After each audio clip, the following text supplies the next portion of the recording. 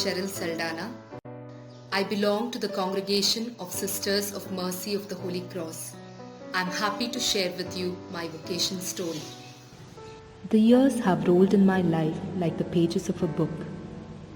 And when I roll back each page, I realize that the seed of vocation to religious life planted by God was nurtured in the family through the atmosphere of prayer, discipline, and gospel values. As the older of the two children, and being the only daughter, I am loved and cared for by my parents and all my relatives. My parents, my brother Sean and I, together we made a happy family. Reward and punishment were both a part and parcel of my growing up stage. Hebrews chapter 12 verse 6 says that the Lord disciplines whom He loves. Thus my parents formed my character, instilling in me the values which have taught me to go a long way. To be frank, I was a timid young girl during my early school years. After my standard 7th, I joined Lady Hill Girls High School, run by the Apostolic Carmel Sisters, where speaking good English was the norm of the campus. I was an average student, and yet with dedicated teachers and some good friends that I made at school, my grades began to improve. No doubt I was a happy child, not only in my family, but also in the neighborhood and in the parish. I was a member of the VOCATIONal movement in our parish church in Urva, Mangalore. As a young girl, I loved to involve myself in most of the activities of our parish, such as youth meetings, choir, teaching catechism, and the like. I also owe much of what I am to my alma mater, Roshni Nilaya, School of Social Work in Mangalore, where I completed my BA studies. My education as a Roshniite was not only of the mind in terms of amassing knowledge, but also of the heart, which formed my character as a true Christian. It was as a Roshniite that I was chosen along with another student to attend the Jesus Youth Program, UROC, in 2007. It was in one of the sessions that I was taken up by the figure of Jesus, hanging on the cross, bruised and bleeding, and yet His loving gaze on me. It was on this day that I decided to be a youth for Jesus, or Jesus Youth as it is called.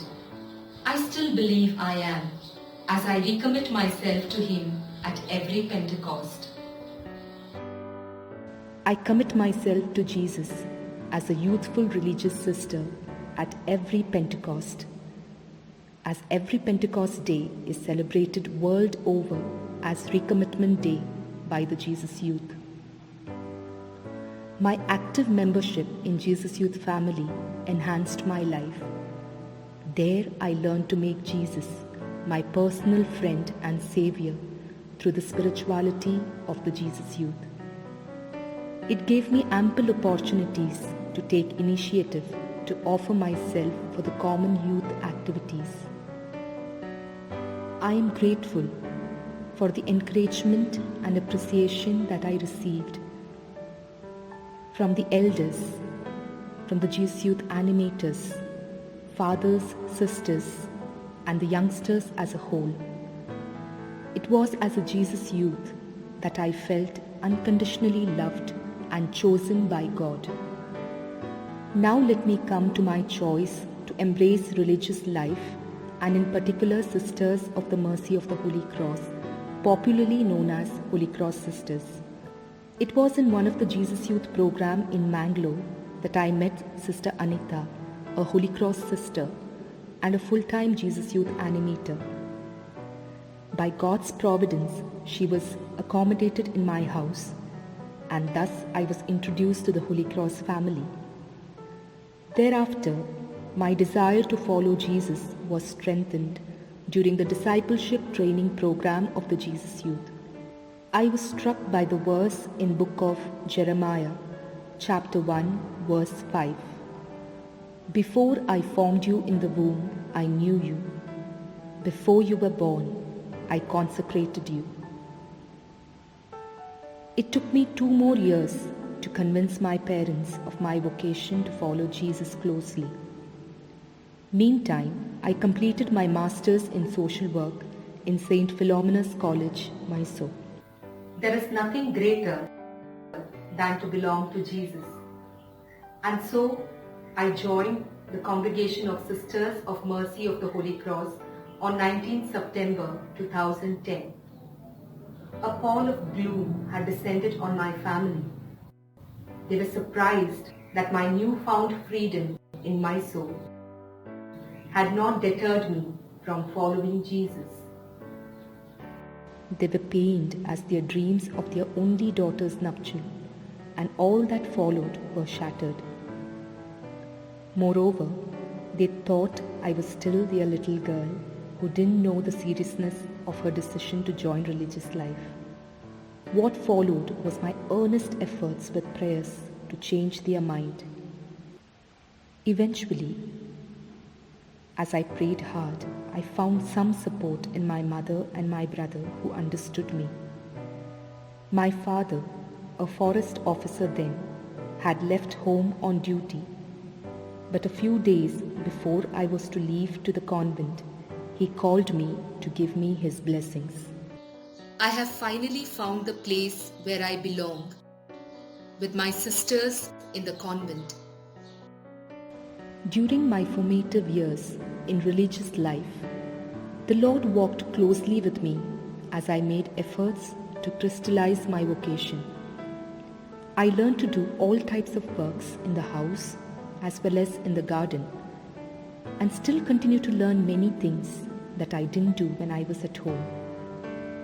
The Lord is generous with me through my superiors, formators, sisters, and people who come in contact with me. During my formation period, I was given many opportunities to take responsibilities. I was also given chances to work with the poor and underprivileged, as is our charism, compassionate love for all, especially the underprivileged. I made my first profession on 17th November 2016 with 4 of my companions on the feast of Saint Elizabeth of Hungary.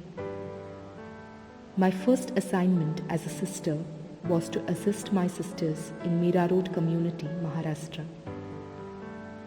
The greatest joy of my life is that my superiors have trusted me and placed me in a mission place called Bijapur Mission, along with 2 sisters, to pioneer the mission since the year 2018. We collaborate with the Jesuits in working for children at risk, like the school dropouts, HIV-infected and affected children, the physically and the mentally challenged. We also have started our special school by the name Holy Cross Special School, where 10 students are being taught basic life skills. I am also given the responsibility to visit the government schools and give awareness programs on child rights. I enjoy doing this mission for the love of Jesus and for the good of His people. Today, I feel happy that I belong to a congregation that imbibes the motto of our founder: the need of the time is the will of God. We hurry anywhere where human need calls us to be. With joy and love, we, the Holy Cross Sisters, carry out various ministries and witness to Jesus through our lives. But with assurance of the Lord, behold, I am with you always, until the end of time. We move on. He is our strength. Today, as I recollect the blessings that the Lord has given me and my family, I cannot but exclaim with Mary, our mother, The Lord has done marvels for me. Holy is his name.